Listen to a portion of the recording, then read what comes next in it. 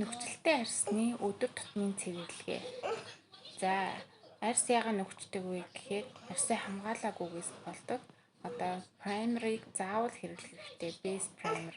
За, base primer нь өөрөө чийгшүүлэх үйлчлэгээтэй байвал зүгээр гээлэн бүтэцтэй өдөр тутамдаа хэрэглэх юм. Жоохон хуурай дуу ч юм уу matte primer байх юм бол цэцэг арьсанд илүү тохиромжтой байдаг.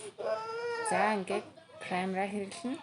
За, өглөө савн, орой савн.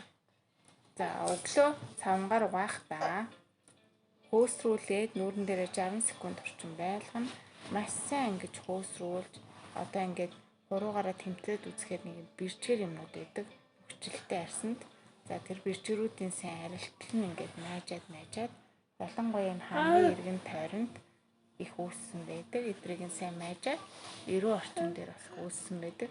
Тэгээ хацар матраараа үүссэн бүх зүйлүүдийг бохирдлуудыг маш сайн ингэж майжиж тэмтрээд ингээ майжаад хурууныхаа өнгөөр тэмтрээд тэгж хөөсрүүлж угаана. Тэгжээж арьсны чинь бохирдол маш сайн цэвэрлэгдэж өгнө.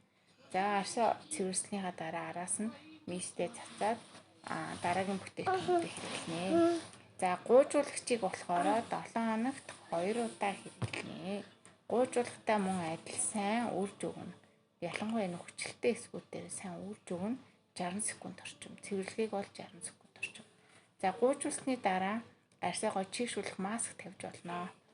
За, дараа нь бол 7 хоногт 2 удаа шавар маск хэрэглэнэ. Шавар маск маань нүх агшаах үйлчилгээтэй, гүн цэвэрлэх үйлчилгээтэй байдаг. Тийм шавар маска нөхцөлтэй эсгүүдээр түрхлээ, өрөн хатаалаа. Хатсныхын дараа нь үрж угааж адилхан. За, энэний дараа бол нүх маань онгоосон байдаг учраас нүх агшаах үйлчилгээтэй бүтээгдэхүүн хэрэглэнэ. Тэгжээж энэ маань үр дүн авнаа. Доор хаяж 3-аас 6 сар маш гоё идэвхтэй хэрэглэх нь чухал байгаа шүү. Түүнийг анхаараарай. Баярлалаа.